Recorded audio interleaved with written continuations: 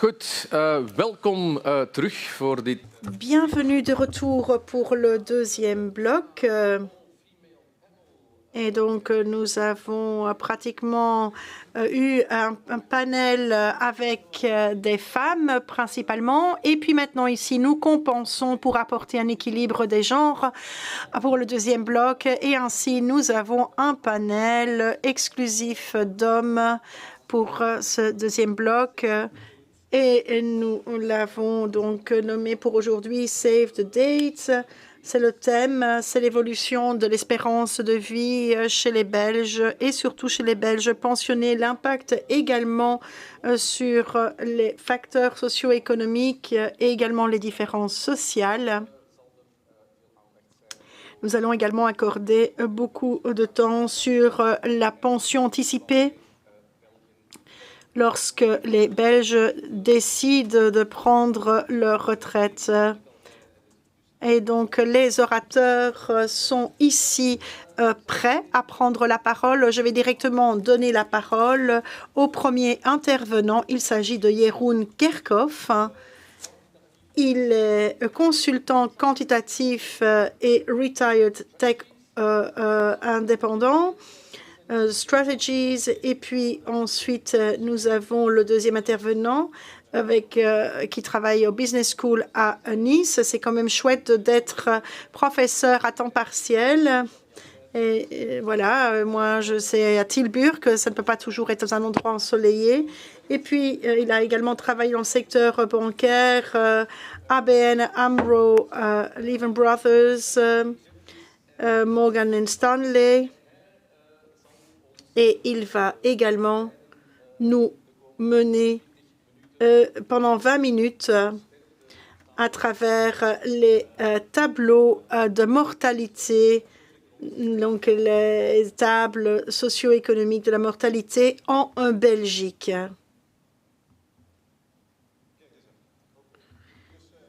Parfait. Comme cela a été introduit, mon nom est Jeroen. Ensemble avec Marco et Steven Van Duffel, pendant une année, j'ai mené une enquête sur l'impact socio-économique quant aux tables de mortalité, les tableaux de mortalité. Donc, très brièvement, quel est le problème?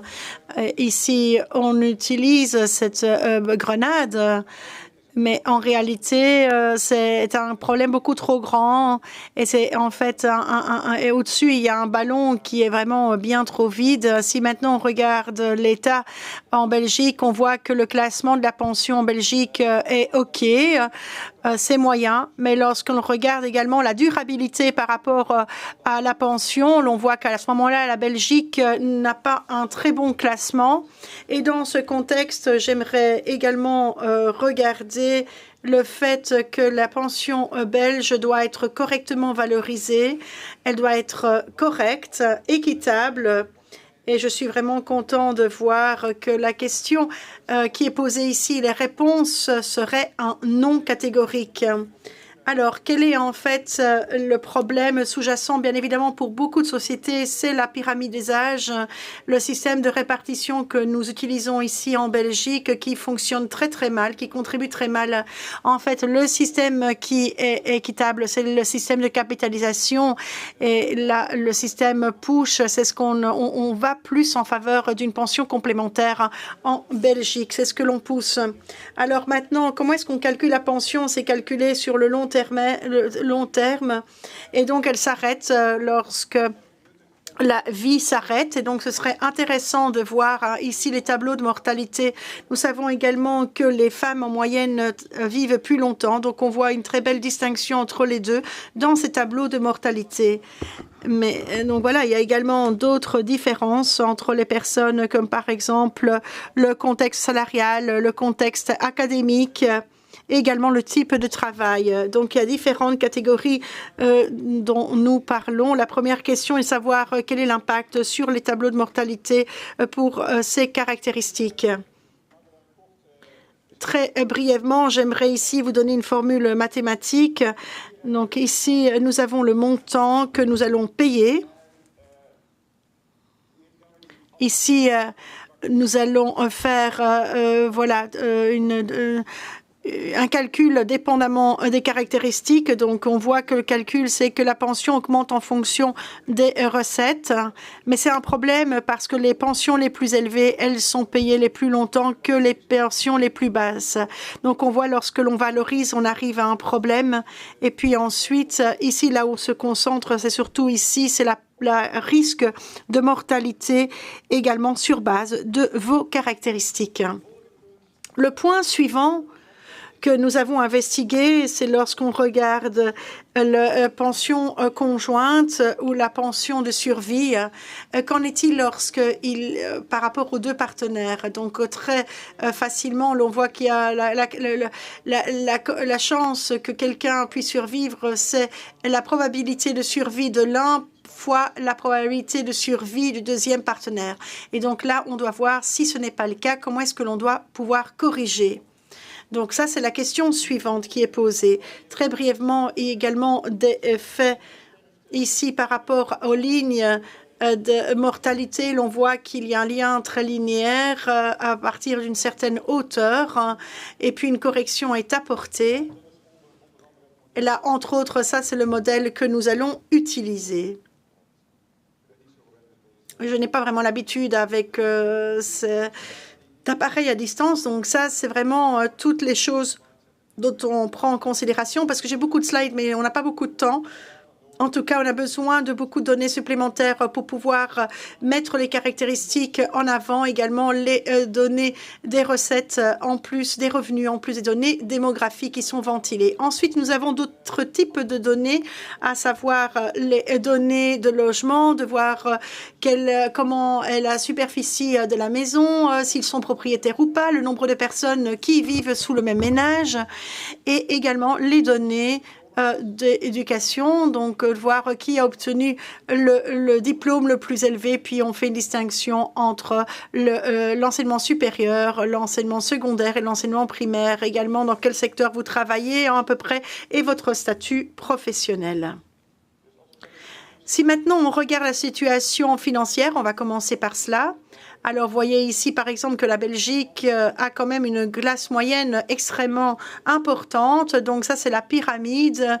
Et on voit qu'il y a une distinction qui est faite entre les différentes catégories. Tout d'abord, on y a 10 catégories, mais je peux vous montrer tous les différents chiffres et tous les listes de chiffres, mais c'est difficile vraiment de voir que pour chaque catégorie d'âge, de faire un résumé des chiffres de mortalité. Donc, ce que l'on va faire, c'est que l'on va prendre la ASMR qui est une bonne moyenne. Donc, c'est le risque de mortalité pour quelqu'un qui est âgé de 65 ans, qui est très faible, puis 70, puis 75, ça commence à augmenter, 80, 85, là, la ligne augmente, et ainsi, vous avez une très belle moyenne. Ce sont les chiffres que nous obtenons et qui sont visibles dans ce graphique. Ici, nous avons les 10 catégories de revenus. Et là, on voit qu'elles soient précisément donc dans le bon ordre. Ceux qui ont le revenu le plus élevé a le taux de mortalité le plus faible et donc ainsi de suite. Si l'on regarde chez les hommes, c'est comme cela. Chez les femmes, c'est à peu près comme cela, mais c'est moins clair. Et donc, parfois, il y a eu un croisement entre les différentes catégories. Mais les résultats sont quand même très clairs.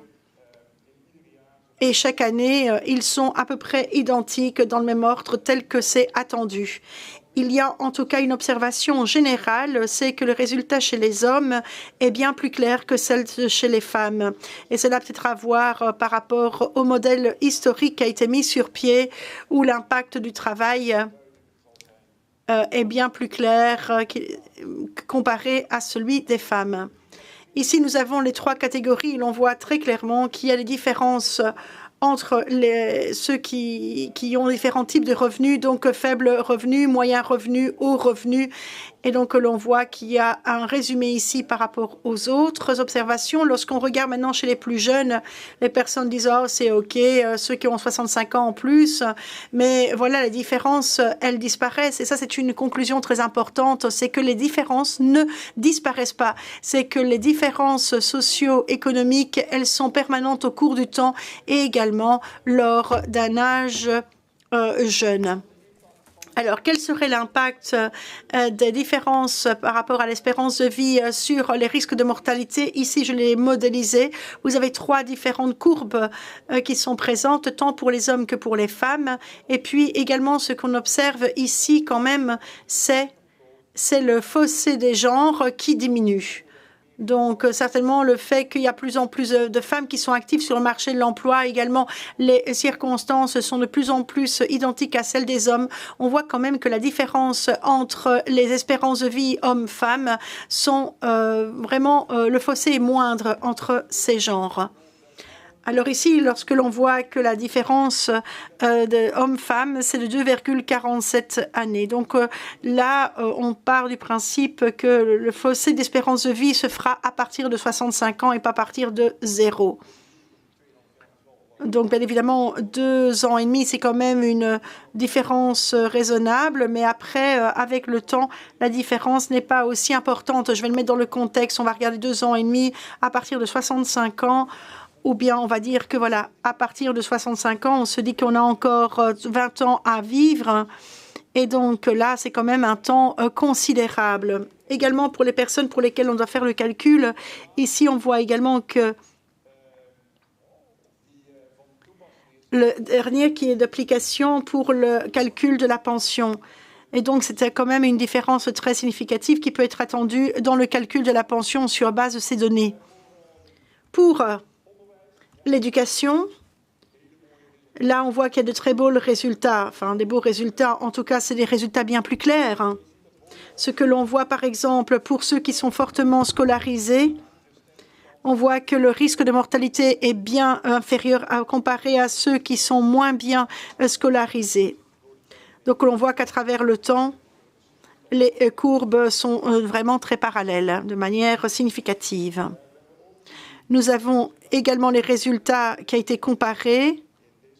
Je ne l'ai pas mis ici dans cette présentation, mais en tout cas, si on regarde, voilà, qu'est-ce qui est le plus important? Est-ce que ce sont les revenus ou bien l'enseignement, l'éducation? C'est un peu difficile, mais en tout cas, la première indication, c'est que l'éducation est encore bien plus importante que les revenus pour une espérance de vie plus longue. Et également, bien évidemment, il y a un changement qui a été constaté au cours des dernières années.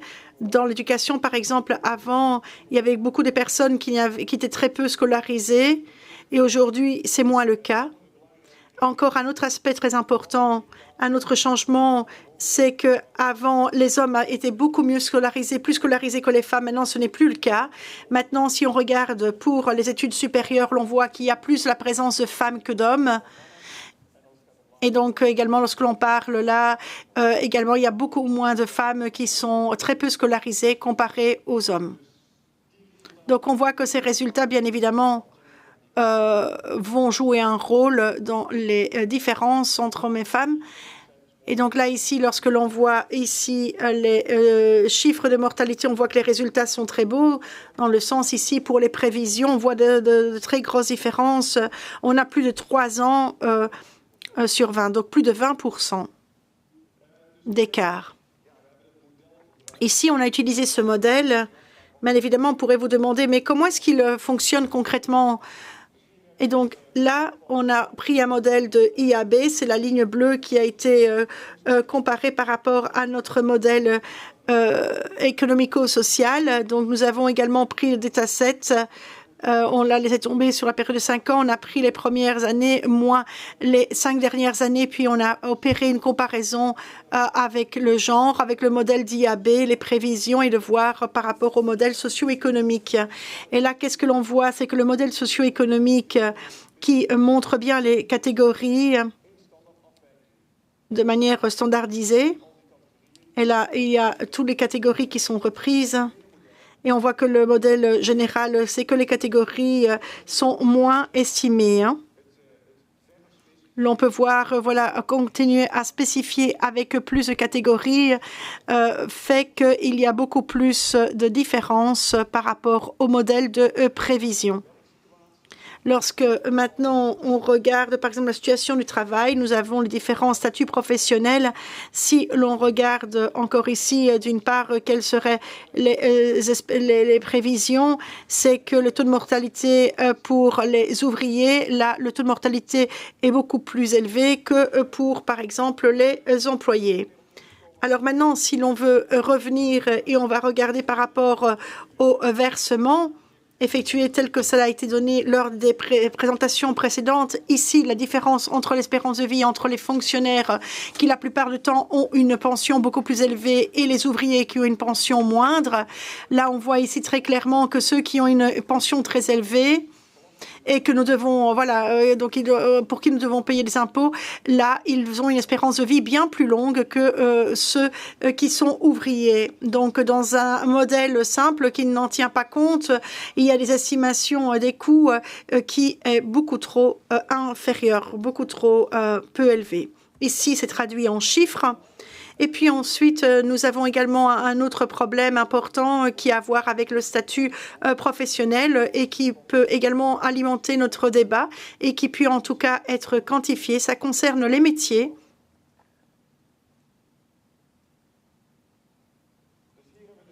Ici, nous avons, par exemple, après la recette, donc revenus inférieurs et les revenus élevés, mais les trois lignes en bas, ça, ce sont les probabilités de mortalité chez les employés, alors qu'au-dessus, ce sont les probabilités de mortalité auprès des ouvriers. L'on voit également très bien que les ouvriers qui travaillent très bien, ils gagnent plus que un employé qui est peu payé, et là, il a un risque de mortalité bien plus élevé. Donc, ici, on voit que c'est en fonction du type de job qui est exercé qu'il définit si oui ou non, vous allez avoir un risque de mortalité plus élevé ou moins élevé. L'explication, c'est qu'un ouvrier qui est beaucoup mieux payé, il fait souvent des types de travaux qui sont bien plus dangereux, et donc son risque de mortalité est bien plus élevé. Ensuite, le déplacement des individus vers les couples. Pour les personnes qui sont en relation, j'ai des bonnes nouvelles à vous annoncer. Il y a ici un avantage par rapport à l'espérance de vie lorsqu'on est en relation. Le risque de probabilité de mortalité est inférieur que si vous comparez avec les célibataires. Donc, tous ici, ce que l'on voit, c'est la différence entre ceux qui sont en relation par rapport à ceux qui ne sont pas en relation. Et tous les chiffres sont en positif. Ce qui est marquant, c'est que l'avantage est bien plus important chez les hommes que pour les femmes. Ça, c'est un premier aspect. Un autre aspect, ce que nous voyons, c'est également, il y a des différences socio-économiques. Les personnes qui ont un revenu faible ont plus tendance à être en relation que ceux qui ont un revenu inférieur. Donc, c'est assez intuitif. Nous l'avons étudié ici par différentes catégories d'âge, par groupe de 10 ans d'âge. Et là, il y a une raison. Et la relation que nous avons découverte, c'est que l'on voit tout bien maintenu jusqu'à ce qu'on arrive à des personnes plus âgées. Et là, en fait, là, l'aspect de relation tombe à l'eau. Donc ici, la conclusion que je peux vous dire, c'est que si vous êtes vraiment vieux, alors les facteurs qui ont été mentionnés sont moins importants. Et là, c'est plus lié aux facteurs génétiques.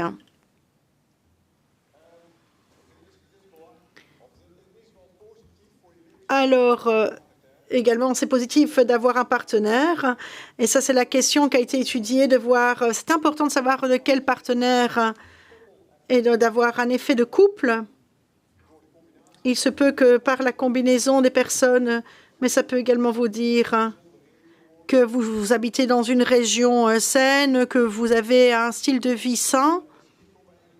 Et donc ici, je reviens donc de voir, c'est que on peut de manière isolée prendre ces caractéristiques d'espérance de vie plus élevée lorsque l'on prend ces aspects d'être ensemble relation. Et là, c'est vraiment très clair. L'on peut voir que l'indépendance elle n'est pas maintenue. La dépendance entre les risques de survie que lorsqu'on est en relation avec un partenaire, c'est un peu également le cas. Ici, ça a été corrigé en fait. C'est que ici, en moyenne, donc l'homme est donc voilà l'espérance de 2 ans de plus que chez les femmes. Et là, ce que l'on voit, par exemple, on observe que le couple est souvent beaucoup plus longtemps que lorsqu'il est tout seul. C'est ce à quoi on s'attend. Donc, il y a une corrélation positive entre l'espérance de vie des partenaires. Et puis ici, on peut voir l'impact du partenaire sur l'espérance de vie. Donc, on peut voir quel est l'impact. L'on peut voir qu'un couple va vivre 6 mois plus longtemps qu'un autre type de couple qui est également en relation. Et donc, sur base de l'indépendance, et donc 1 année plus longue également pour les personnes qui ne sont pas en relation. Donc voilà, ici j'ai un avertissement du temps, donc je vais aller encore plus vite. Donc il y a différentes manières de pouvoir corriger avec des analyses de régression. Donc c'est vraiment très intéressant. C'est décrit par rapport aux prévisions futures et l'on voit comment ça fonctionne lorsqu'on utilise cette méthode. Quel est l'impact sur la valorisation du passif? Je ne l'ai pas tout à fait décrit, mais ici on a pris un exemple par rapport au fonds de pension, par exemple, qui a un groupe avec faiblement scolarisé et hautement scolarisé, et ça a été valorisé tant avec le tableau MR, c'est un très mauvais tableau, et également nos modèles socio-économiques. Et qu'est-ce que l'on voit? On voit ici que l'erreur, la marge d'erreur est de 1,75%. Tout dépend du taux que vous utilisez. Quelles sont un peu les conclusions sur base en fait des facteurs socio-économiques, de votre formation, de votre statut professionnel, secteur industriel, si vous êtes propriétaire ou pas d'un logement? Là, il y a différents modèles et de résultats sur l'espérance de vie. Là, on voit le taux de mortalité. Dans le tableau, il y a également des différences pour par rapport au type de job, si c'est un job vraiment très pénible, donc les ouvriers par rapport aux employés, ce que l'on voit clairement, c'est qu'il y a très peu, jusqu'à pas de convergence dans les taux de mortalité, les chiffres de mortalité. C'est un phénomène qui va encore rester longtemps chez nous et qu'il faudra y faire quelque chose. Et contrairement au fossé de genre qui, là, est en diminution. Si maintenant on regarde les modèles standards, IAB, là on voit que c'est bien, lorsque c'est bien corrigé, alors on sous-estime toutes les différentes obligations. Le modèle socio-économique est plus en mesure de pouvoir valoriser ici le passif. Et puis ensuite, l'on voit les couples, c'est mieux d'être en relation également, les différences sont moindres, mais elles sont quand même assez importantes. Donc, c'est important également de le compter dans la valorisation pour la pension de survie et également pour les pensions communes qui uniquement sont payées lorsque vous habitez conjointement avec un partenaire. Donc ici, pour ceux qui sont intéressés, vous pouvez voir dans les grands détails les différents documents qui ont été, publications qui ont été réalisées dans le European Actuarial Journal et dans le Social Economic Mortality in Belgian Case, probablement la même chose qui a été utilisée ici pour cette présentation. Alors ça, ce sont les données qui peuvent être mises à disposition. Et donc, je pense que maintenant, je suis dans les temps impartis. Voilà. Merci beaucoup. C'était très fascinant. Ja, ik denk dat we nu... Je pense que maintenant, on va quand même devoir faire une exception supplémentaire. Vous pouvez utiliser votre GSM et de poser votre question via le QR code. Vous pouvez toujours le faire, hein. Mais vu que également on peut allonger notre espérance de vie, il y a peut-être bien évidemment d'autres données qui peuvent être posées. Multiple de la retraite anticipée. Et on va faire ça avec Jean Moureau. Jean Moureau qui est conseiller au service fédéral des pensions, où il supervise les analyses financières et statistiques des régimes de pension belges. Plus précisément, il coordonne des études portant sur les pensions légales et complémentaires et contribue à des travaux sur les inégalités, l'évaluation des politiques publiques, ça tombe bien, et les tendances socio-économiques. On vous écoute tous. Merci beaucoup.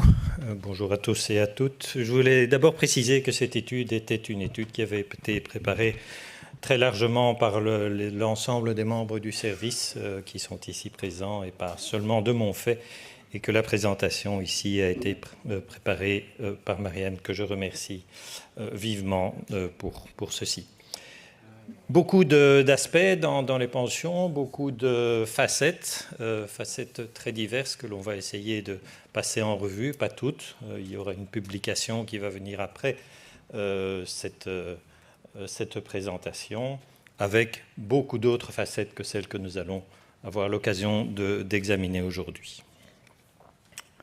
Le programme aujourd'hui, quelques mots sur PensionStat, puisque c'est l'organisation ici qui nous accueille, quelques mots qui cadrent un petit peu le paysage des pensions récentes, une petite partie sur la méthodologie de l'étude et ensuite ce que vous attendez toutes et tous, je suis sûr, les résultats, quelques résultats en tout cas de l'étude. Et enfin, les conclusions qui reviendront sur les principaux faits que nous aurons constatés ensemble.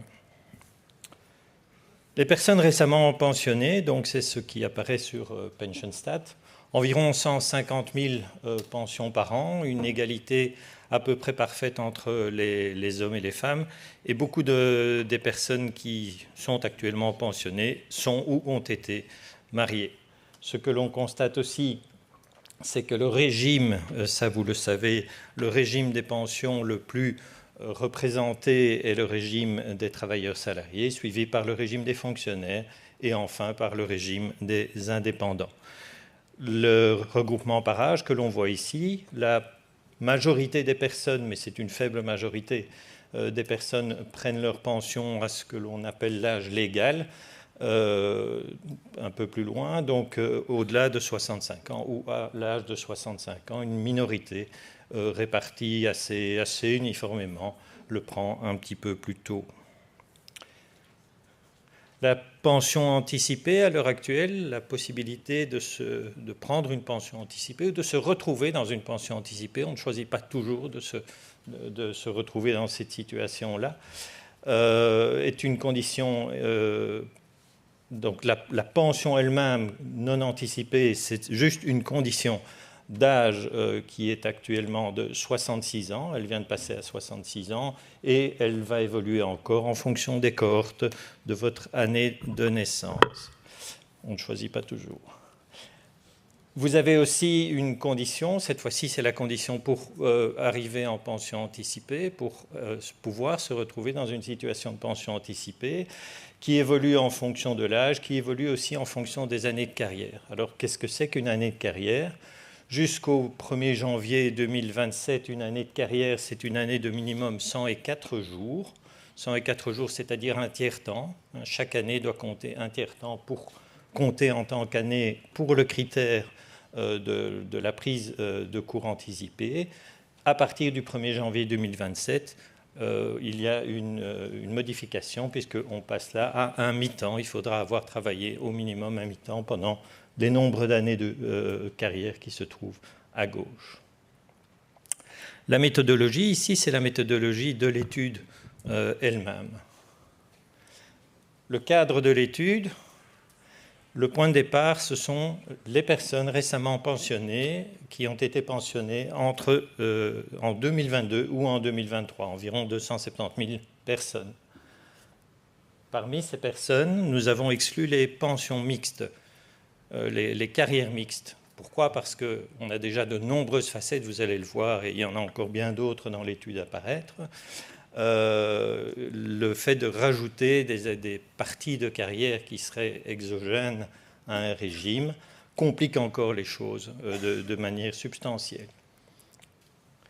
Nous avons exclu également les âges préférentiels. On en a beaucoup parlé, on en parle beaucoup dans le cadre des négociations gouvernementales.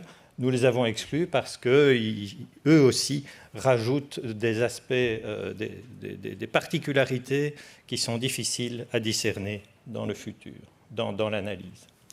Exclusion aussi des carrières étrangères et supranationales. Non pas que nous ne connaissions pas en général ces pensions, nous les connaissons, mais nous ne les connaissons pas à travers toutes leurs caractéristiques, et notamment les caractéristiques de carrière, par exemple, qu'elles peuvent avoir suscité dans le chef de ces personnes.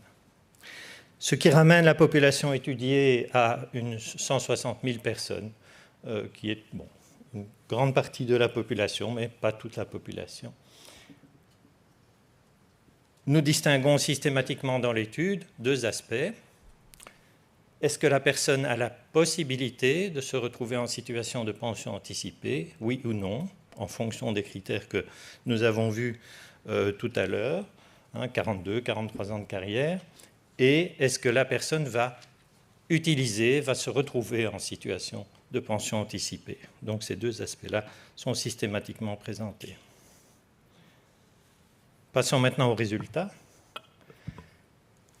La pension anticipée est accessible, vu les règles belges actuelles, est accessible à environ 80% des personnes.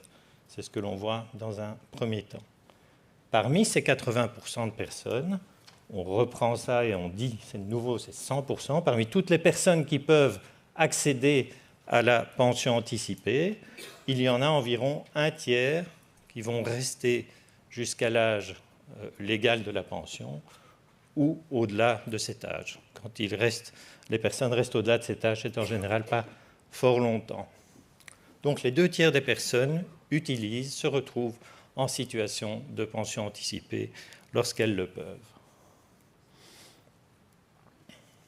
Est-ce que ce choix est différencié entre les hommes et les femmes? D'abord, l'accès est différencié entre les hommes et les femmes. Si l'on voit que 3 femmes sur 4 peuvent accéder à une pension anticipée, c'est le cas pour 9 hommes sur 10. Est-ce que l'utilisation est différenciée en fonction du genre? Oui, elle est différenciée en fonction du genre. Ce sont plus souvent les femmes qui vont utiliser ou se retrouver en situation de pension anticipée que les hommes. Globalement, on a à peu près une quantité, un nombre de personnes identiques pour les 2 genres. Est-ce que la situation familiale va influencer la prise de pension anticipée ou la capacité à la prendre? Nous avons ici regardé les personnes mariées, les personnes divorcées, les personnes célibataires. Et ce que nous voyons pour les personnes célibataires, peut-être commencer par elles, c'est qu'il y a environ 2 personnes sur 12 qui peuvent effectivement prendre leur pension anticipée. Les proportions restent quasiment identiques pour les autres parties. Il n'y a pas donc d'influence énorme du statut pour l'accès à la pension anticipée.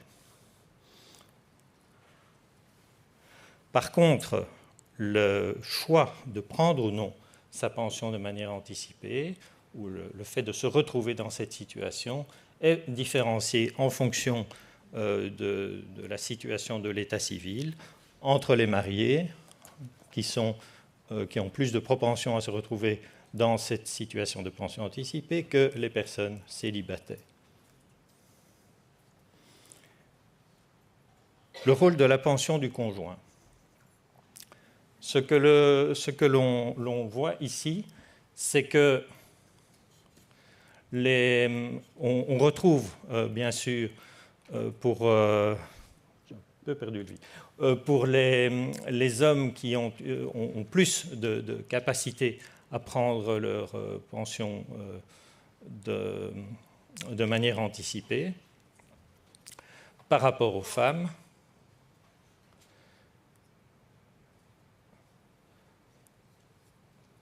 Et le partenaire lorsque le partenaire n'est pas pensionné pour les hommes, donc on se retrouve dans des situations différentes qui est liée à l'âge, à la différence d'âge entre hommes et femmes. Les femmes sont en général plus jeunes et donc on a des répartitions différentes de la possibilité de prendre une pension anticipée. Lorsque l'homme n'est pas pensionné, lorsque le partenaire n'est pas pensionné, en général, on va prendre sa pension anticipée, alors que quand le partenaire est pensionné, on va moins la prendre.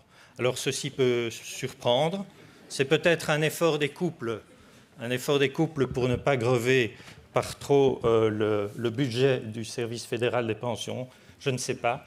Ce résultat nous étonne, mais c'est bien ce que nous avons trouvé.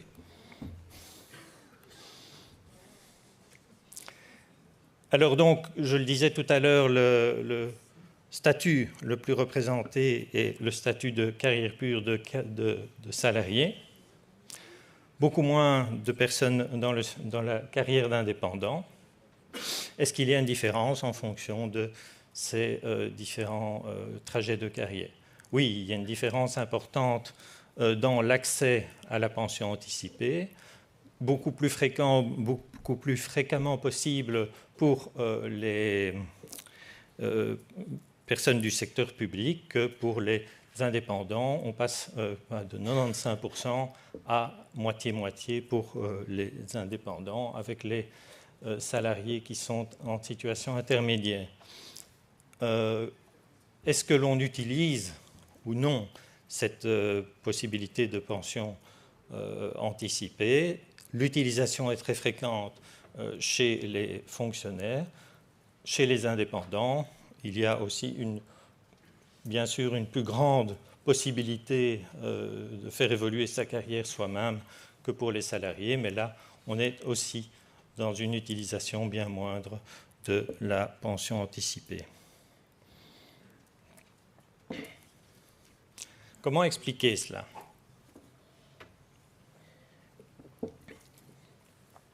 Si on se concentre maintenant sur les indépendants, ce que l'on voit, c'est que la répartition de la première année de carrière est énormément étendue. On trouve des carrières qui commencent relativement tard chez les indépendants.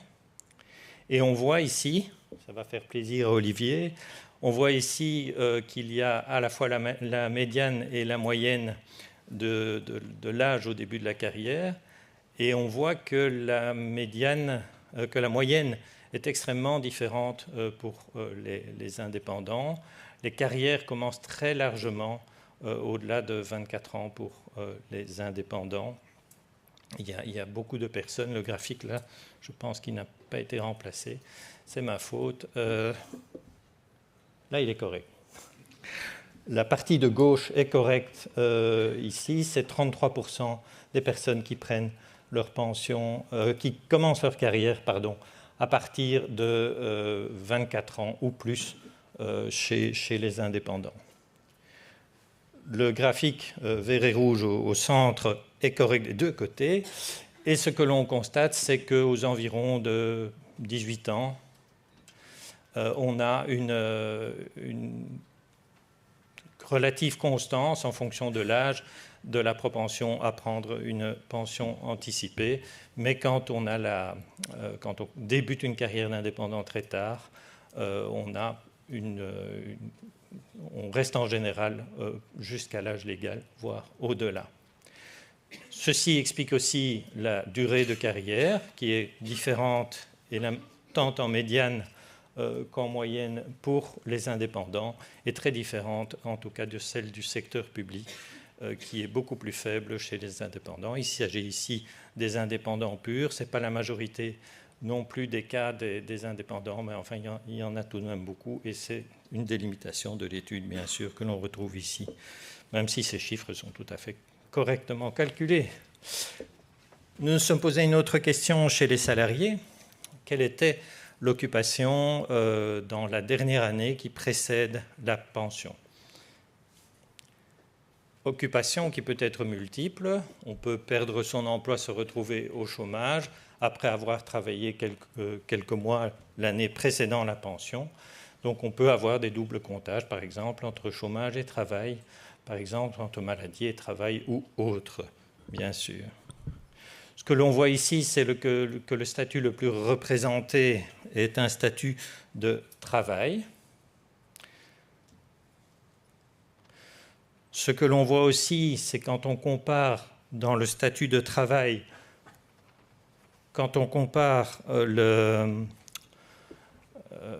5% avec les 37%, c'est-à-dire ceux qui ont accès ou n'ont pas accès dans le statut de travail à la pension anticipée, on a un facteur de 5 à 37 qui est beaucoup plus élevé quand on va regarder cela pour le chômage.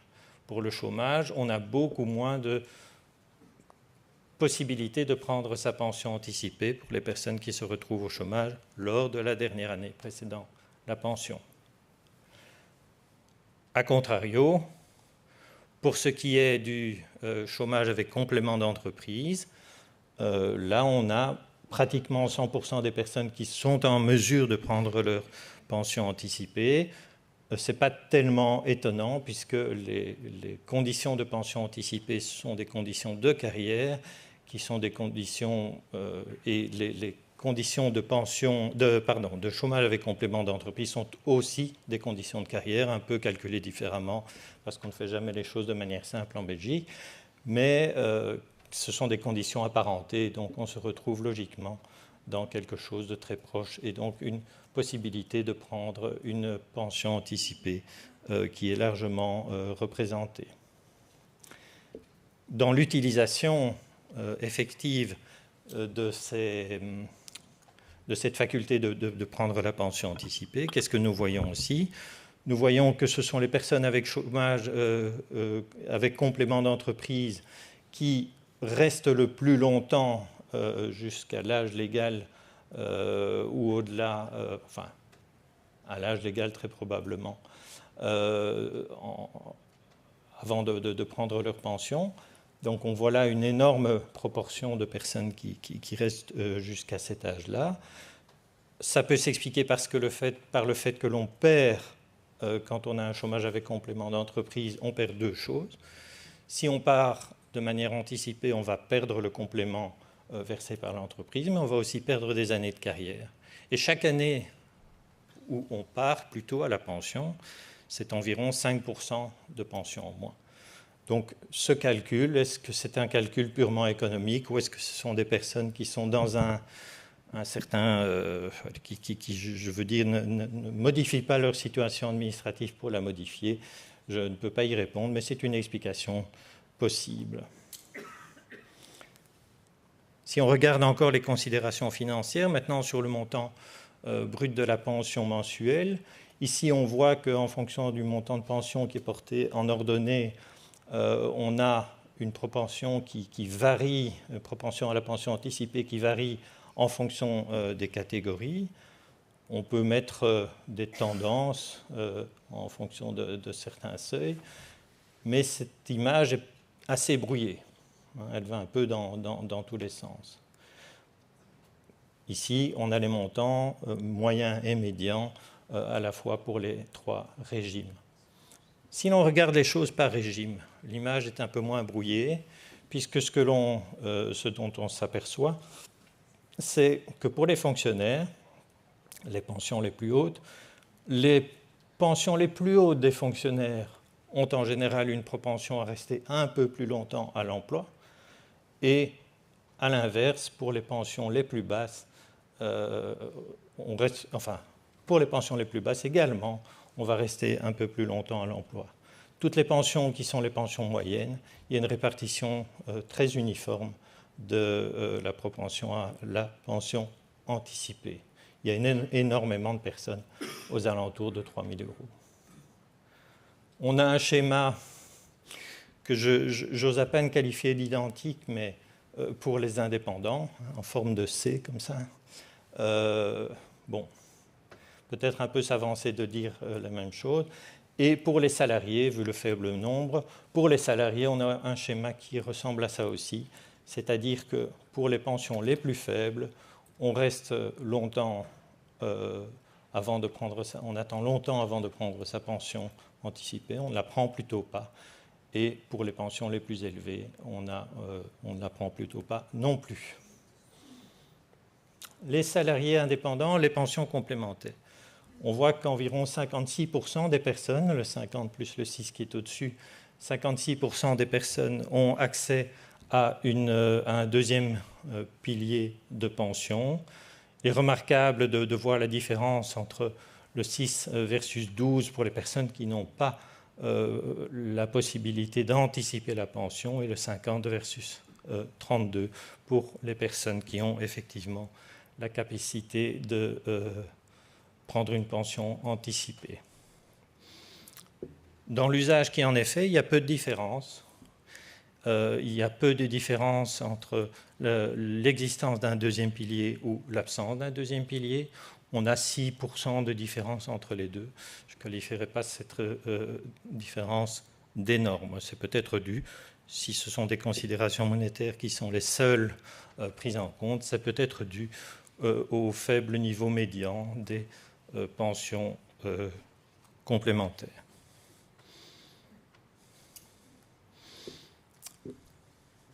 Pour conclure,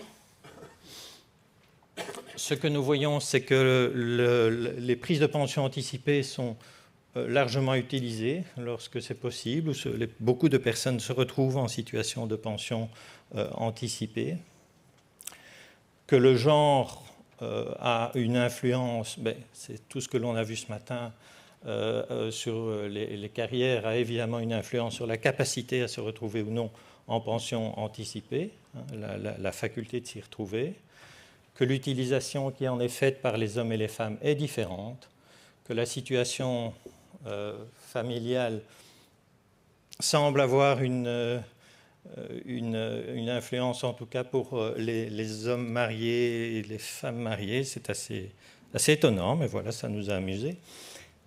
Le régime de carrière, bien sûr, il y a les trois régimes de carrière pure ont des comportements différents à certains égards, différents montants, différents en début de carrière et autres, ce qui a des influences sur la prise de pension anticipée et autres. L'âge au début de la carrière, particulièrement pour les indépendants, nous avons vu qu'il était très élevé, ce qui expliquait certaines choses. Le statut avant la pension, là aussi, c'est une influence forte, si on mesure de manière globale et que l'on essaye d'analyser les chiffres par d'autres méthodes que de simples statistiques descriptives. On voit que la prépension, le chômage avec complément d'entreprise est un phénomène fort et important pour la prise de pension anticipée. Dans le montant de la pension, on avait vu ces formes en C, donc les pensions les plus élevées, les pensions les plus basses restent en général, les personnes qui disposent de ces pensions les plus élevées, les plus basses restent en général à l'emploi plus longtemps, ou en tout cas ne prennent pas leur pension anticipée. Et pour ce qui est des pensions complémentaires, il y a peu de différence pour les pensions complémentaires en fonction du montant de la pension complémentaire. Ça, on ne l'a pas présenté ici. Il y a une différence que l'on peut observer, mais ça vous le découvrirez quand vous irez voir la brochure, c'est le petit bonus. Les personnes qui ont une pension anticipée, une pension complémentaire de plus de 40 000 €, il y a un petit effet d'augmentation de la part de personnes qui restent au travail plus longtemps. Mais qu'est-ce qui est l'explication? Qu'est-ce qui est la cause? Qu'est-ce qui est la conséquence? Ce n'est pas toujours évident à démêler, bien entendu. Je vous remercie.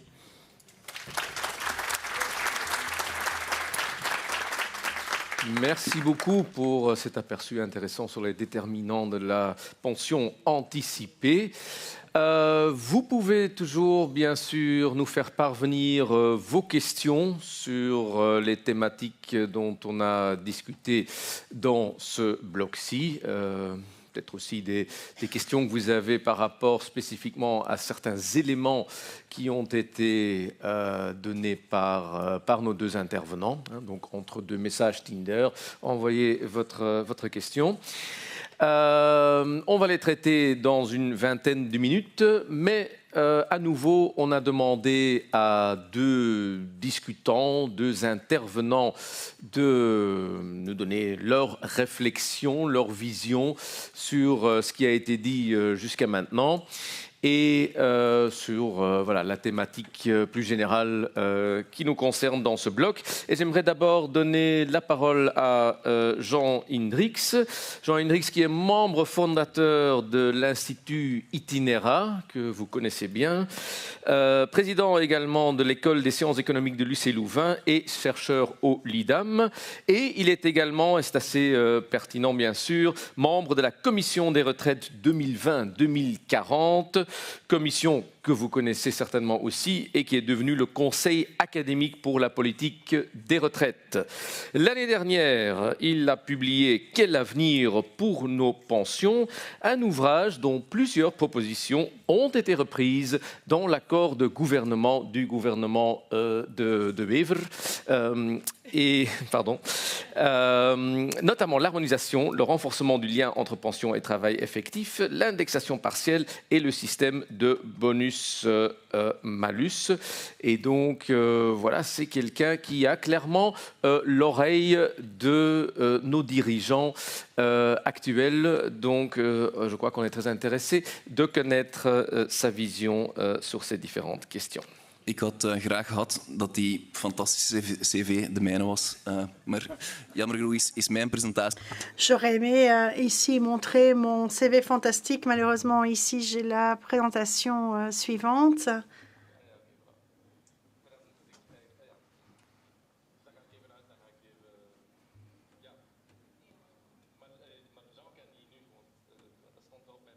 Donc voilà, c'est ce qui figurait dans mon papier.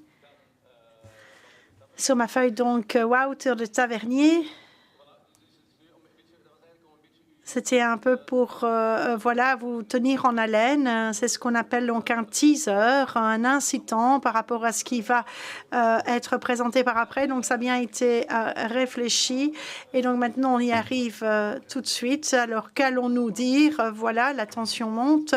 Effectivement, ça va être très palpitant. Ici, ce que Wouter de Tavernier va venir nous raconter parce qu'il est économiste pour les affaires sociales et économiques au sein de Ouzo.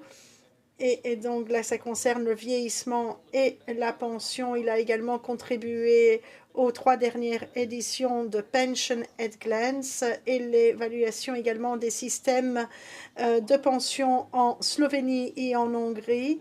Mais il essaie également d'aider les Grecs, si j'ai bien compris, également avec un observatoire démographique, donc pour aider la Grèce par rapport aux défis démographiques qui sont également familiers dans ce pays. Donc, voilà, vous avez certainement une expérience internationale, une dimension internationale qui va être donnée dans votre présentation. Si ce n'est pas le cas, ce n'est pas grave. On va certainement regarder avec beaucoup d'attention votre intervention. Peut-être que je pourrais encore ajouter quelque chose. Nous avons vu énormément de données, beaucoup de données très intéressantes. Et parfois, je me demande, voilà, qu'est-ce que je peux encore contribuer, rajouter par rapport à ce qui a déjà été donné. Concernant néanmoins le système fédéral des pensions et peut-être d'un point de vue conceptuel un peu d'apporter un cadre et de pouvoir interpréter les résultats. Ce serait peut-être intéressant pour la partie 2. Également les espérances de vie, je pensais un peu aux conséquences politiques. Qu'est-ce que l'on peut encore faire dans la politique avec l'usage de ces données? Donc je vais commencer avec mes commentaires par rapport aux présentations du service fédéral des pensions. Et là, ce que l'on voit, c'est qu'il y a un modèle théorique de voir comment est-ce que les personnes prennent la décision de partir à la retraite. Et donc là, ça fait déjà maintenant depuis 10 ans que j'ai mis ça sur papier, mais l'idée est vraiment très simple. C'est que les personnes font 2 transitions à la fin de leur carrière d'une part. Là, il y a des mentions financières et de savoir est-ce que j'ai suffisamment de réserves pour arrêter maintenant de travailler, oui ou non. Et bien évidemment, la pension joue un rôle important. Les personnes vont partir à la retraite et puis s'ils ont le sentiment qu'effectivement leur niveau de vie peut être maintenu dans la société. La deuxième dimension, c'est la dimension identitaire pour ainsi de suite. Quel est le rôle que vous souhaitez jouer dans la société? Est-ce que vous êtes plus orienté vers le travail, plus orienté famille ou autre chose? Et donc, idéalement, vous allez à la pension tant lorsqu'il y a la dimension identitaire et la dimension salariale qui sont satisfaites.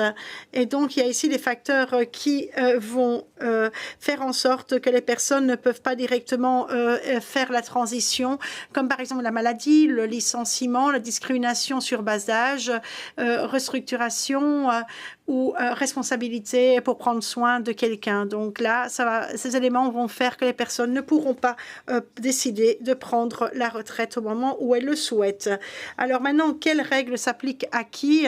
Ici, nous voyons avec la dimension internationale pour les autres pays, les personnes qui travaillent le plus longtemps sont très souvent des personnes qui en tout cas une pension très faible, et le contraire. Vous pouvez regarder également les pays qui ont une pension très faible travaillent plus longtemps, et les personnes qui gagnent plus la pension parfois aussi travaillent plus longtemps. Les personnes qui ont une faible pension, elles sont coincées sur le marché de l'emploi. Elles ne peuvent pas se permettre de partir à la retraite quand elles le souhaitent. Et à contrario, vous avez les personnes qui sont contents avec le travail qu'ils exercent. Mes 2 parents sont universitaires. L'année passée, ils sont officiels, donc retraités. Et mon père est toujours un peu stress parce que voilà, je pense que c'est les académiciens. Ces personnes ne peuvent plus effectuer leur travail. Donc voilà, il y a des personnes qui sont contentes de faire leur travail, ils veulent continuer même après la retraite. Donc voilà, c'est une petite réflexion ici que je vous fais par rapport aux 2 piliers. Donc effectivement, si vous voyez qu'il y a des personnes avec le deuxième pilier qui est très élevé et qui restent quand même longtemps à travailler, ça peut être plus lié au type de job que vous exercez pour constituer le deuxième pilier.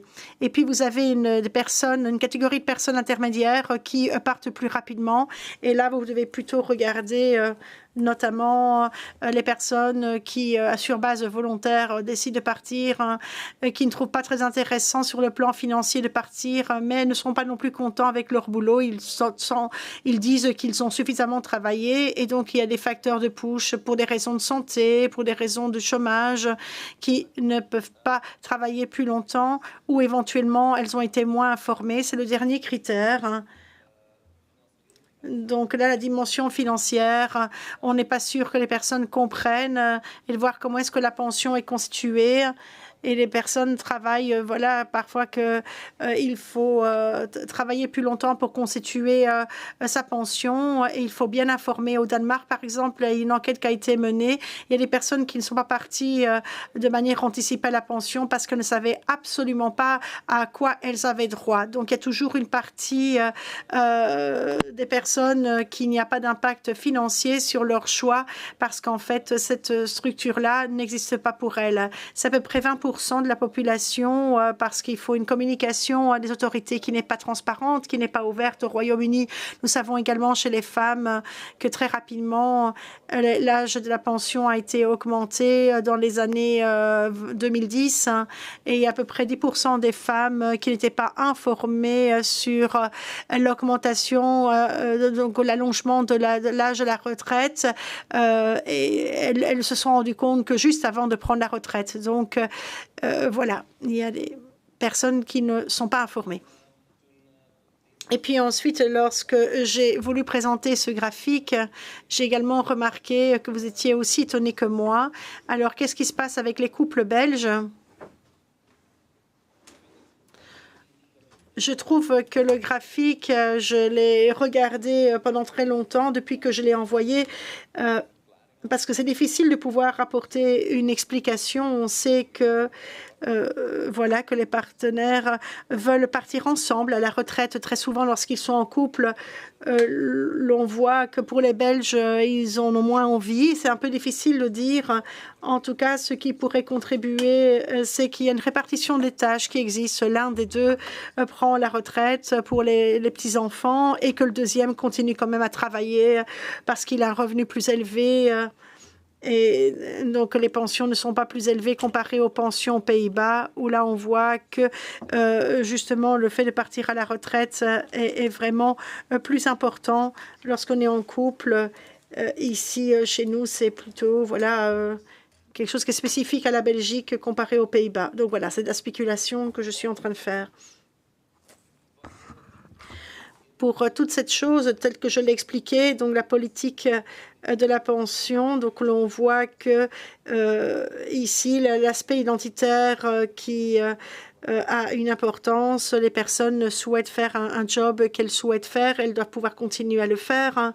Comment est-ce que nous regardons également lorsque l'on voit la politique de la pension, la politique autour de l'âge des pensionnés? D'une part, pour nous, on voit que le lien entre l'âge de la pension doit être fait avec l'espérance de vie pour que ce soit organisé de manière durable. Et puis les pensions anticipées pour nous, il faut être flexible 2 à 4 ans avant l'âge de la pension qui devrait être autorisé. Je n'ai pas vraiment un fan de faire des longues périodes de pension anticipées. Parce que donc, pour nous, c'est important de pouvoir donner la flexibilité aux personnes, mais également que ces personnes puissent assumer leur part de responsabilité et être conséquents. Si les personnes partent bien plus tôt à la retraite, alors leur malus va être rédodé. C'est important de pouvoir apporter de la flexibilité. Elles peuvent partir à la retraite, mais ne pas le faire trop gros. Voilà. On voit que dans différents pays, il y a des corrections qui ont été faites identiques par rapport à l'espérance de vie. Et là, effectivement, ils vont essayer de faire en sorte que la période de pension anticipée puisse être raccourcie au maximum, puisque l'espérance de vie est allongée. On est content qu'on a introduit le bonus en Belgique, parce que la Belgique est l'un des pays de l'OCDE pour le moment qui applique le bonus et pas le malus. Donc, en plus de l'Hongrie, pour les femmes, Luxembourg aussi, on entend. Donc, voilà, la Hongrie spécifiquement pour les femmes, ça doit quand même tirer la sonnette d'alarme et de se dire, voilà, qu'il y a quelque chose qui se prépare pour ici un calcul qui a été fait. Si jamais on introduisait le bonus-malus en Belgique, eh bien, il serait équivalent à 5% sans condition de carrière, donc une augmentation de 5%. Alors également pour nous, les conditions de travail, c'est quelque chose qui est inutile pour nous. Si vous corrigez votre malus pour une pension anticipée, en fait, ça n'a aucune espèce d'importance de ce que vous avez fait auparavant. Les conditions de carrière pour nous ne sont pas utiles. Si maintenant vous voulez avoir un peu plus d'informations, j'ai également une petite note qui a été rédigée à propos de la Belgique. Et vous pourrez aller plus en détail autour de cette question. Ensuite, la partie 2, c'est les disparités sociales, l'espérance de vie. Maintenant, je peux inciter que pour l'OSCDE, il n'y a pas de recommandation formulée. C'est tout simplement une contribution intellectuelle qui est apportée au débat. Ce n'est pas que l'OCDE dit cela. Ce serait peut-être intéressant, il faudrait peut-être y réfléchir. Voilà, c'est à prendre pour aujourd'hui.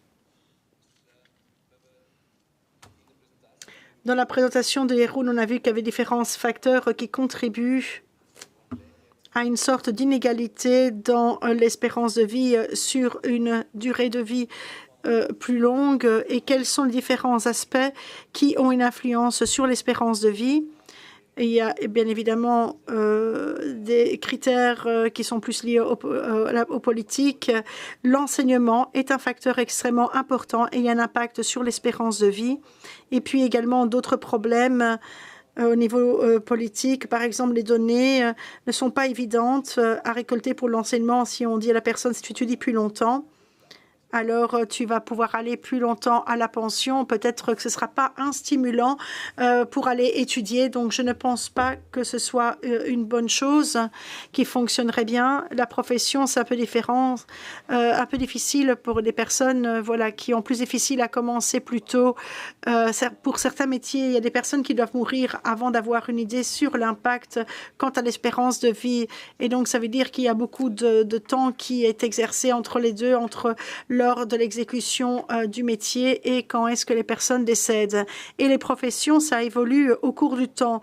Par exemple, quelqu'un qui travaillait dans la construction dans les années 80, on savait quelle était l'espérance de vie, mais peut-être que c'est le type de travail dans la construction maintenant est totalement différent comparé aux années 80. Je ne suis pas spécialiste en la matière, c'est juste un exemple ici que je vous livre. Donc le problème avec les professions, c'est que les professions peuvent changer au cours du temps. Et donc, c'est vraiment difficile de pouvoir lier cela avec une politique particulière. Les revenus, c'est vraiment intéressant parce que les services de pension disposent de ces données. Donc, vous savez quel est le salaire moyen de quelqu'un qu'il a eu au cours de sa carrière. Et vous pouvez certainement faire la somme des corrections et de dire, voilà, quels seront les euros supplémentaires que vous allez gagner. Ce qui me fait penser ici, c'est la Corée. Par exemple, le système de pension en Corée, il ne faut pas trop apprendre. Ça a été organisé de manière très durable. Que font-ils? C'est que la pension est calculée sur votre salaire propre pour 50% et 50% par rapport au salaire moyen de l'économie sur le marché de travail. Et vous pourriez vous poser la question suivante. Quelle serait la combinaison possible de votre salaire propre et de votre salaire moyen qui pourrait compenser pour différents types d'espérance de vie entre les personnes qui ont un salaire faible et un salaire plus élevé? Par exemple, dans le sport, donc là, Yeroun, j'ai pu en discuter. On a commencé à regarder avec les chiffres pour essayer de faire un exercice. Et dans le prochain slide, on aura plus d'explications. Donc, c'est une note très importante. Vous pourriez, par exemple, voir les personnes avec un revenu faible qui leur donner une pension plus élevée parce que, voilà. Et là, ensuite, avec le bonus-malus, donner le choix à la personne si les personnes souhaitent avoir une pension plus élevée ou bien avoir une pension moins élevée, mais pouvoir partir de manière anticipative à la retraite. À gauche, nous avons les chiffres de Yeroun. Les espérances de vie donc par décile entre hommes et femmes, donc espérance de vie à l'âge de la pension, l'on voit en tout cas que voilà ici on voit que le décile est élevé par rapport à l'espérance de vie à l'âge de la pension. Et puis à droite, on voit le capital de pension et au-dessus le taux de remplacement. Qu'est-ce qu'on voit? La ligne rouge. Avec une version très simple du système de pension aujourd'hui, au plus vous gagnez, au plus vous allez avoir de pension. Donc ça, c'est le calcul qui est fait sur base de votre revenu. Si maintenant on avait le calcul qui se fait par rapport au salaire moyen, alors vous auriez comme résultat la ligne bleue. Et la conséquence de cela également, c'est par rapport au capital de la pension. Et là où on voit, par exemple, le capital de pension, on voit le nombre de salaires annuels consécutifs avant d'aller à la pension. Et qu'est-ce que l'on voit concrètement? Si maintenant on observe ici les personnes avec un salaire plus élevé, elles ont également un avantage de l'espérance de vie par rapport au capital de pension parce qu'elles vont pouvoir bénéficier de leur pension plus longtemps.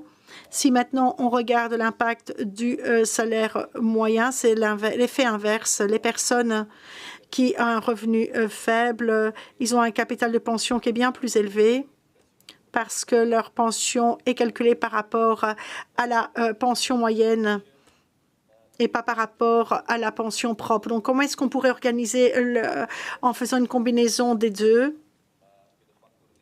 Donc, vous avez le facteur espérance de vie qui est tout à fait isolé du calcul du capital de pension. Quelle serait la combinaison de votre pension propre, pension moyen, et de voir que votre capital de pension dépend complètement de votre salaire et non plus de la durée à laquelle vous allez vivre.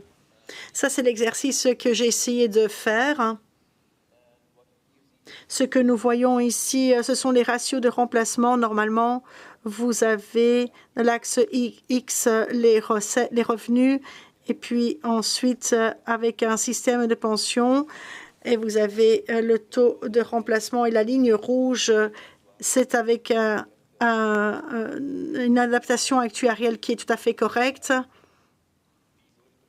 et qui veille à ce que l'espérance de vie est tout à fait retirée. Et en dessous, nous voyons à nouveau le capital de pension avec le même graphique que celui dans le cliché précédent. Toutes ces données ont été simulées, excepté pour les chiffres de mortalité que j'ai reçus de Jeroen. Ceci, ce n'est pas comment vous devriez le faire, mais en tout cas, c'est d'un point de vue conceptuel, quelle serait l'approche que l'on pourrait adopter? Une approche, un type de calcul qui m'a amené à ce type de résultat et pour lequel, effectivement, nous voyons que les adaptations qui ont été réalisées, elles sont bien plus proches que de l'actuariel neutre. Et le calcul était pour la simulation qui a été faite une combinaison de 87% de salaire propre et en moyenne 1% de salaire propre. Et donc là, on voit également que pour les femmes, le salaire est inférieur. On voit que la rectification individuelle est inférieure. On pourrait plus corriger, mais le plafond de la pension, en tout cas, bloque la situation. Pour les femmes, il y a une rectification. Pourquoi? Parce que au sein de l'Union européenne, il doit y avoir une neutralité des genres. Et donc, c'est pour ça qu'il y a une surcorrection qui est faite chez les femmes. Elles ont donc un salaire, une proportion plus élevée avec une rectification actuarielle neutre. Alors, pourquoi est-ce qu'on apporte une correction par rapport à l'espérance de vie est un problème qui est lié à l'âge de la pension. Donc, à nouveau, il y aura toujours des questions en disant, mais il y a des personnes qui vivent moins longtemps. OK, très bien. Pour nous, d'un point de vue technique, c'est indépendant des changements relatifs à l'âge de la pension. Même s'il y a une égalité sociale, pour nous, l'âge de la pension, ce n'est pas une raison pour laquelle, dire que il y a une inégalité d'espérance de vie qui augmente. Donc là, les facteurs sociaux ont un impact sur votre espérance de vie. S'il y a différentes espérances de vie qui sont bien plus importantes au cours du temps, alors vous aurez un problème par rapport à l'âge de la pension. Si vous le liez, ce n'est pas le cas. Alors pour nous, ce n'est pas, d'un point de vue technique, aucune raison donc de faire un lien. Nous avons également une réalité politique. Il y a des personnes qui disent ce n'est pas juste. Ce n'est pas juste que je dois travailler plus longtemps comparé à quelqu'un d'autre qui peut vivre aussi longtemps que moi. Et donc là, il y a un mécanisme éventuellement qui est bien plus une résolution de problèmes politiques et qui suscite la question par rapport aux différents types d'espérance de vie qui mène à ce débat. Et en plus de cela, et vous avez également l'effet Mathéus, c'est que les pensions les plus élevées, si on prend en considération l'espérance de vie plus élevée, alors il y a un capital de pension supplémentaire qui est repris. Merci bien. Merci pour cette présentation intéressante. À Jean Hendricks, en vous demandant d'essayer de vous limiter à 10 minutes maximum pour votre intervention.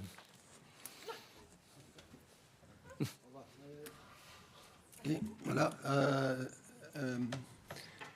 Tout d'abord, un grand merci à PensionStat. Vous ne vous rendez pas compte à quel point les données dont on dispose aujourd'hui, c'est un gros travail, permettent de voir beaucoup plus clair sur la situation réelle et de manière granulaire en matière de pension, de calcul de pension, mais surtout d'accès à la pension. Et ça permet de documenter certaines injustices fondamentales dans le système. Donc, les recettes classiques pour résoudre le problème de pension et la soutenabilité financière débouchent typiquement sur des résistances politiques évidentes et un rejet d'une bonne partie de l'opinion vis-à-vis de ces mesures. Okay. Et je voudrais ici traiter de la question de la soutenabilité sociale de toutes ces réformes de pension. Donc, j'ai récemment publié un article dans The Journal of Pension Finance Economics où ce qu'on a fait, c'est regarder la soutenabilité politique des systèmes de pension. On a mis en place toute une série de réformes paramétriques dans tous les pays d'Europe. Certaines sont beaucoup plus dures que d'autres. Certaines mettent en place des systèmes de malus, bonus, mais au-delà de ça, des indexations automatiques des âges légaux de pension à des gains de longévité qui sont tout à fait inégaux. Et ça déclenche une très grosse tension sociale. Et donc, aujourd'hui, ce que je voudrais faire, si c'est possible, j'ai plein de commentaires à faire sur les données qui ont été faites, certains notamment sur la corrélation entre longévité entre conjoints et le fait de, c'est un peu la devise belge, hein, l'union fait la force, aussi en matière de longévité, très bien. Mais le fait de partir plus tôt, enfin, la décision jointe ou non de pré-retraite est aussi très intéressante et il faut la comprendre. Mais on a vraiment besoin des données et d'avoir un accès détaillé à ces données pour comprendre en fait les réalités des uns et des autres qui ne sont pas du tout les mêmes. Donc j'ai par exemple un point, moi, qui m'interpelle énormément. Je pense que dans le monde d'aujourd'hui, quelque chose a fondamentalement changé, c'est que l'effet Cendrillon a disparu. L'effet Cendrillon, c'est un peu lorsque l'infirmière épousait le médecin. Et donc il y avait une forme, si vous voulez, d'égalisation qui s'opérait par le mariage. Aujourd'hui, ce n'est plus l'infirmière qui épouse le docteur, c'est la doctoresse qui épouse le docteur et l'infirmier qui épouse l'infirmière. En termes d'éducation, c'est la même chose. C'est les gens, la femme hautement éduquée qui épouse l'homme hautement éduqué. Et ça creuse fondamentalement les inégalités de situation vis-à-vis de la pension. Donc ce que je voudrais dire ici, c'est en partant de cette citation de Freddie Mercury, I want it all, I want it now, c'est que pour certaines personnes, ce report même de plusieurs années de l'âge de la pension, c'est dramatique. Parce que si vous avez une carrière pénible que vous avez commencé très tôt, seulement une année en plus, alors que vous avez un horizon de vie en bonne santé, qui est important dans l'esprit des gens, peut-être de 5 ans, c'est 20% que vous avez perdu. Et vous avez déjà eu une carrière très dure. C'est difficile à admettre. Donc il y a vraiment un besoin de différenciation, mais de le faire sur des bases objectives et pas sur des bases populistes. Donc,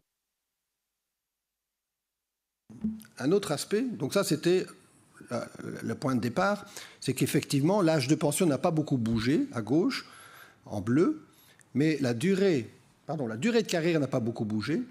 Par contre, la longévité a augmenté. Mais ça, c'est une moyenne. Ce n'est pas vrai pour tout le monde, la longévité, comme on l'a vu aujourd'hui. Mais vous voyez l'écart qui se creuse, et ça pose un problème de financement au système, inévitable. Donc, de ce type de graphique-là, on aboutit à la conclusion qu'il faut indexer la durée de carrière, pas nécessairement l'âge, la durée de carrière, sur les gains de longévité.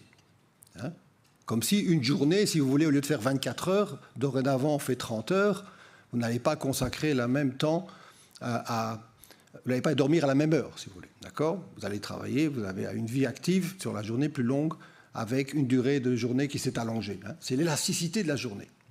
Et donc, ça fait dire à certains que, par exemple, 65 ans, aujourd'hui, c'est en fait équivalent à 55 ans, si on a une espérance de vie de 10 ans supplémentaires. C'est finalement indexé l'âge nominal sur l'âge réel, qui dépend de ce qui vous reste à vivre. Okay. Alors, c'est un peu provocateur, je suis d'accord, parce que les mineurs, on n'en a plus beaucoup. Mais enfin, dans les cohortes qu'on regarde ici qui partent à la pension, il y a encore des personnes qui ont eu des carrières extrêmement dures. Eh bien, le problème, c'est qu'on a ce qu'on appelle les métiers à risque, risque de mortalité précoce ou risque de morbidité. Et on l'a bien vu, l'impact du travail, au-delà de l'impact du revenu sur finalement la santé des gens et la capacité à poursuivre une année supplémentaire leur carrière. C'est un vrai problème. Et ce problème, on avait déjà, dans le cadre de la commission pension, on avait remis un rapport en 2015, d'accord, sur les métiers pénibles et sur la possibilité de mettre en place une pension à temps partiel aussi. Et dans le rapport de la commission pension de 2014, il y a quelque chose qui est passé inaperçu, mais on avait aussi, j'ai envie de dire subtilement, glissé la possibilité qu'on introduisait un âge normal de pension. Et cet âge normal de pension, il est indexé sur le début de la carrière. Et donc, ce que je voudrais voir avec vous, on l'a vu ici, que des gens qui exercent souvent un métier pénible, qui ont des petits revenus, ont souvent commencé leur carrière plus tôt. S'ils ont commencé leur carrière plus tôt, ça paraît juste, pour une même exigence de carrière, de les laisser partir plus tôt. Et d'autant plus juste qu'ils ont une espérance de vie plus courte. D'accord ? Ça, c'est la première remarque. Deuxième remarque que je voudrais introduire comme compensation, c'est que si en plus de ça, vous avez une carrière pénible, un an n'est pas égal à un an. Et donc, on peut avoir, comme dans le cas des fonctionnaires, les fameuses tantièmes préférentielles qui gonflent ces années pénibles, qui représenteraient plus qu'une année, éventuellement peut-être une année point 20. Donc, d'introduire ces deux formes de compensation. Et vous allez voir comment ça peut changer fondamentalement les choses. Donc, le point de départ, c'est qu'on a les fameux missing poor. Donc, les données qui ont été présentées par Jérôme, notamment, sont des données de mortalité et d'espérance de vie, mais où on a retiré les décès précoces, avant 65 ans. Okay. Savez-vous que 25% des gens du premier quintile décèdent avant 65 ans? 25%. Contre 5% des gens du dernier quintile. Donc, vous avez déjà un rapport de 1 pour 5. Donc, les gens... une personne sur 4 décède avant 65 ans, avec la pension légale, même encore à 65 ans, c'est pas possibilité d'avoir la pension. D'accord ? Donc comment vous compensez pour ça ? D'accord ? C'est trop tard de compenser en leur donnant une pension plus élevée, puisqu'ils sont décédés avant. Vous voyez ? Donc la promesse d'une pension, hein, c'est un mirage pour eux. D'accord ? Eux, ce qu'ils veulent, c'est pouvoir partir plus tôt avec la pension. C'est ça qui est vraiment important. Donc, on a estimé que cette absence des pauvres, si vous voulez, ou des gens qui ont des carrières difficiles, qui ont commencé très tôt leur carrière, ben ça élimine à peu près 25 à 50% déjà, si vous voulez, de la pension pour ce groupe-là. Et donc, on a un mécanisme de pension qui est presque anti-redistributif dans cette perspective-là. On a le gain de longévité, dont on a déjà discuté, qui n'est pas négligeable. On a en plus de ça la mortalité précoce, et on a la double peine. La double peine, c'est que souvent les gens qui sont peu qualifiés, je vais utiliser, pour faire très simple, les blue collars, okay, sont associés à des métiers plus pénibles, plus souvent, que les gens qui sont les white collars, plus qualifiés, échappent, sont moins exposés aux métiers pénibles. D'accord ? Donc ça, c'est les points de départ statistiques. Et donc, qu'est-ce qu'on va... Dernier point qu'on regarde ici, c'est le degré de satisfaction vis-à-vis de la sécurité au travail. Et là, on voit très bien ce gradient à nouveau entre ceux qui sont diplômés et non diplômés. Bien, les gens qui sont non diplômés, college non graduate, 2 sur 3 seulement considèrent qu'il y a une certaine sécurité au travail. C'est-à-dire que quand même 1 sur 3 ne se sent pas en sécurité au travail. Et pour les revenus plus faibles, on a le même impact très important, c'est seulement 1 sur 2 quasiment qui considèrent qu'il n'y a pas de sécurité au travail. Donc, quelle que soit l'approche, les indicateurs que vous utilisez, vous revenez toujours à cette situation-là. Et je trouve qu'on a aujourd'hui, dans notre système belge, on dit qu'on a réformé, mais une chose qu'on n'a pas réformée, c'est l'accès à la pension. Et ça fonctionne toujours sur les mêmes conditions. C'est la somme d'une durée de carrière avec un âge, qui forme un quota qui, ensemble, font 104. On a repris les chiffres, ont été indiqués. Donc, par exemple, j'ai repris les chiffres ici. Si vous voulez partir 1 an plus tôt à la pension anticipée, vous devez faire 1 an de carrière en plus. Avez-vous remarqué ça ? 1 an de carrière en plus. Donc c'est un peu paradoxal, si quelqu'un a eu un métier pénible, s'il veut partir 1 an plus tôt, disons à 62 au lieu de 63, il doit faire 1 année en plus dans un métier pénible. Il y a 0 compensation, c'est même une compensation inverse. Alors, la double compensation est la suivante. Comment on compense pour les écarts de longévité ? Ça, c'est la première chose qui a été bien documentée. Et la deuxième, est-ce qu'on peut aussi donner une compensation supplémentaire liée à la pénibilité du métier? Alors, on connaît la discussion sur la pénibilité, tous les métiers sont pénibles, donc il faut mettre des enveloppes fixes, il faut préciser comment on identifie, et il faut préciser comment on finance. D'accord? Et donc, le dernier point, en gros, pour faire très simple, très court, le financement se fait par un plafonnement, une indexation partielle des plus grosses pensions. Voilà, comme ça les choses sont faites rapidement. Et il y a moyen d'avoir un système équilibré. Donc, le but de l'exercice, je ne vais pas vous faire tout le détail, c'est de simuler et de montrer quel serait le taux d'indexation partielle qui permettrait de financer différents niveaux de compensation. On peut être généreux ou moins généreux sur le niveau de compensation. D'accord? Alors, la compensation pour la longévité, ce n'est rien d'autre que ce que la Commission pension a proposé. C'est-à-dire, vous êtes un blue collar, vous faites des études plus courtes, vous commencez plus tôt, okay, vous avez un âge minimum d'accès à la pension, il y a un âge maximum, vous démarrez là, vous avez une durée de carrière identique pour tous. On ne corrige pas encore pour la pénibilité à ce stade-là. On dit simplement, vous commencez un an plus tôt, vous pouvez partir un an plus tôt. Vous avez fait votre kilométrage. Ça va? Aussi simple que ça. Donc, on a ceci pour les blue collars. Vous faites les 45 ans, durée de référence. Vous faites la même chose pour les white collars. Les late beginners commencent plus tard. Parce qu'on commence à 25 ans et qu'il faut faire 45 ans, ça nous mène vraisemblablement au-delà d'un âge maximum.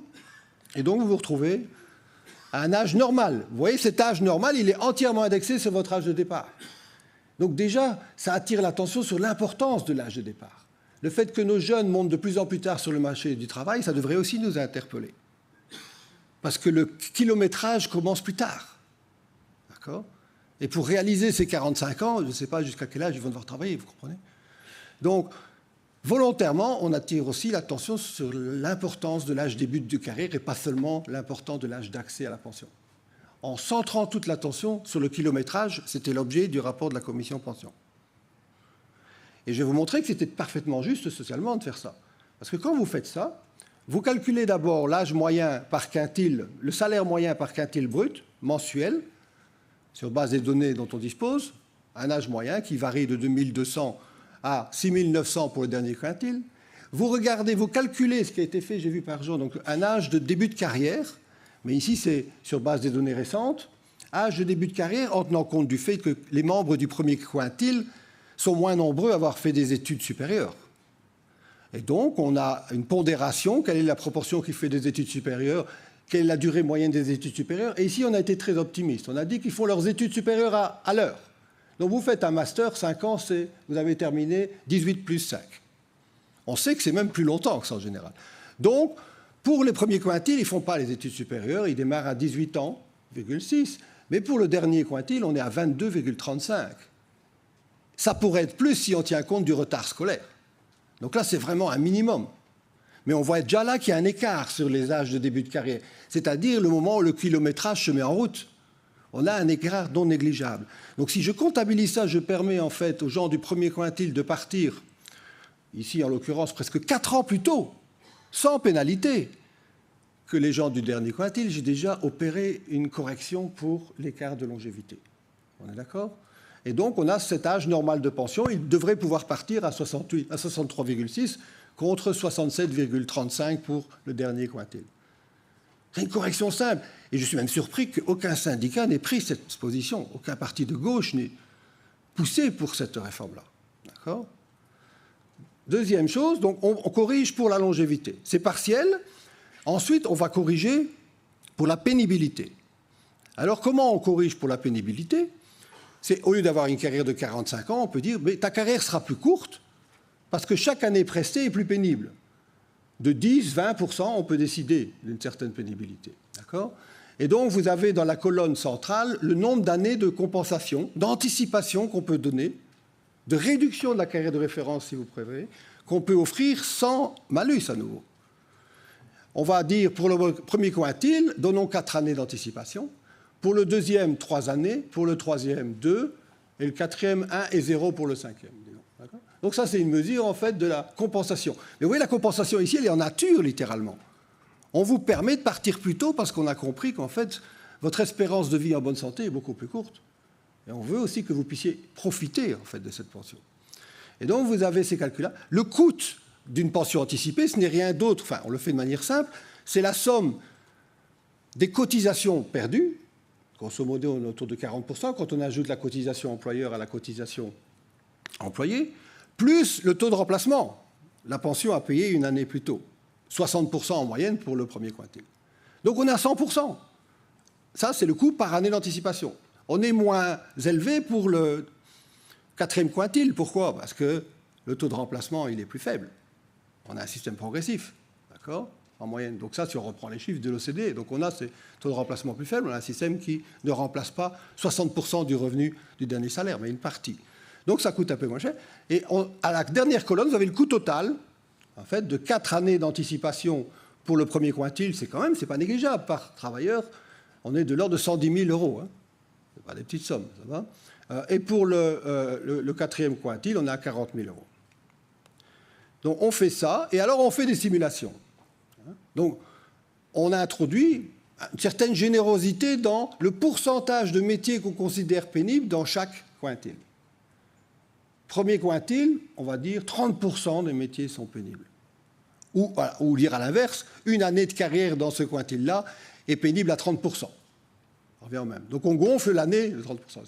15% sur le deuxième quintile et seulement 7,5% sur le... Juste pour simuler. D'accord ? Et on a différents scénarios d'anticipation. Le moins généreux, c'est 3 années, 2 années, 1 année, pour premier, deuxième, troisième quintile. Le scénario 1, c'est 4, 3, 2. Vous voyez, le plus généreux, pour faire simple, c'est 5, 4, 3. 5 années d'anticipation, en plus de l'âge normal qui permet déjà d'anticiper de plusieurs années. D'accord ? Et on regarde ce que ça implique ici sur les différents quintiles en termes de changement dans l'âge de pension. Le bâtonnet en bleu, c'est quand on a la correction pour le début anticipé de carrière, le fait qu'on démarre plutôt sa carrière. Donc vous voyez que le premier quintile peut partir à 63, quelque chose et le dernier à 67. Donc vous voyez déjà qu'il y a un gradient dans l'âge d'accès à la pension. D'accord ? Ensuite, vous avez les différents scénarios. Je vous rappelle que le plus généreux, c'est celui en jaune, c'est le S2. Par rapport au orange, on a moins d'années d'anticipation qui sont offertes. Eh bien, vous avez une réduction progressive de l'âge d'accès à la pension pour les premiers quintiles. Aucun effet pour le quintile 4 et 5, parce que là, on ne donne pas d'années de compensation. On ne donne, si vous voulez, le métier pénible qu'aux 3 premiers quintiles. Donc, vous voyez qu'on peut déjà arriver à permettre une anticipation de plusieurs années. Ici, en l'occurrence, 62 ans, sans aucune pénalité pour les gens qui auraient commencé à 18 ans et qui auraient... c'est une moyenne, qui auraient 30%, si vous voulez, de leur carrière qui serait considérée comme métier pénible. Et vous arrivez à ces moyennes-là. Donc, c'est une correction qui est quand même assez forte. Le simulateur est disponible en ligne, j'ai mis le lien. Et donc, vous pouvez faire différents scénarios. Comment vous financez ça? Donc, d'abord, ce que je vais montrer, c'est quand on fait ça, évidemment, il y a une redistribution des richesses de pension. C'est ce que j'ai montré, donc, avec la probabilité de survie multipliée par la pension, l'annuité. Vous pouvez calculer une richesse de pension qui va effectivement dépendre de la durée de vie à la pension et du niveau de pension que vous recevez. Et là, ce que vous voyez, c'est assez phénoménal, parce que si vous prenez le scénario le plus généreux, S2, vous augmentez la richesse de pension du premier quintile de plus de 25%. D'accord ? Et vous payez ça comment? Vous payez ça en allant plafonner, indexer partiellement, d'accord, les pensions les plus élevées, un peu à l'instar du modèle présenté par Wouter, donc c'est-à-dire qu'il y a une concavité, si vous voulez, entre vos revenus et le niveau de pension. D'accord ? Donc on plafonne, on ne donne pas 100%, ce n'est pas indexé à 100% sur votre revenu, si vous voulez, professionnel, mais le premier segment est indexé à 100% et au-delà, c'est indexé à une fraction. D'accord ? Donc, ça veut dire que quelque part, ça plafonne les niveaux de pension, donc vous réduisez les pensions par le haut et vous remontez, vous financez ces années de carrière anticipées par le bas. Mais regardez, le coût est très faible finalement pour les revenus élevés. Et pourquoi? Oui, parce qu'on n'a plus le même nombre de personnes. Rappelez-vous, le missing poor. Beaucoup des gens qui ont pu partir plus tôt vont aussi décéder plus tôt. Et les Q4 et les Q5 sont plus nombreux dans l'échantillon. Vous avez, si vous voulez, un espèce d'écrémage qui se fait progressivement, si vous voulez, et qui augmente le poids relatif des Q4 et Q5, qui contribuent, tandis que ceux qui bénéficient sont de moins en moins nombreux. Donc, Le coût n'est pas gigantesque, c'est complètement autofinancé et ça peut être aussi profiter d'un financement alternatif éventuellement, mais vous pouvez le faire en financement total. Donc, rien n'est impossible en fait. Mais on a besoin des chiffres pour pouvoir documenter suffisamment ce problème-là et je pense qu'il y a une véritable résistance sociale aujourd'hui à ça qui vient de là et que je partage entièrement. Voilà.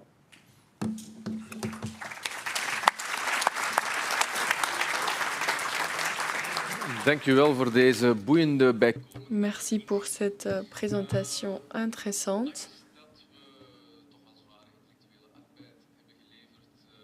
C'était un travail dur ce matin et on n'a pas eu le droit d'un lunch anticipé.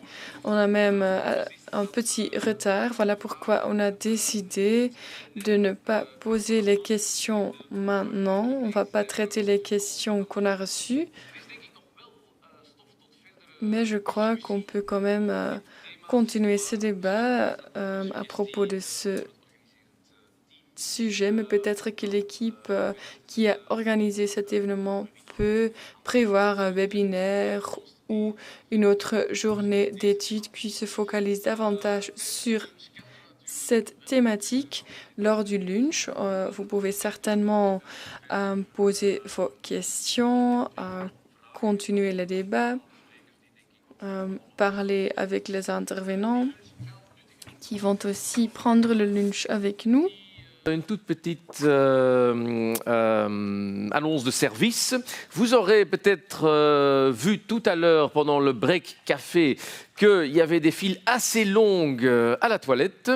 Eh bien, j'ai une bonne nouvelle pour vous, parce qu'apparemment, tout le monde n'est pas au courant. Il y a une deuxième toilette que vous pouvez trouver en descendant les escaliers et en suivant les indications. Comme ça, voilà, les files seront peut-être un peu moins longues ce midi, cet après-midi. Et voilà, pour tout de suite, bon appétit. On se retrouve exactement à 14h.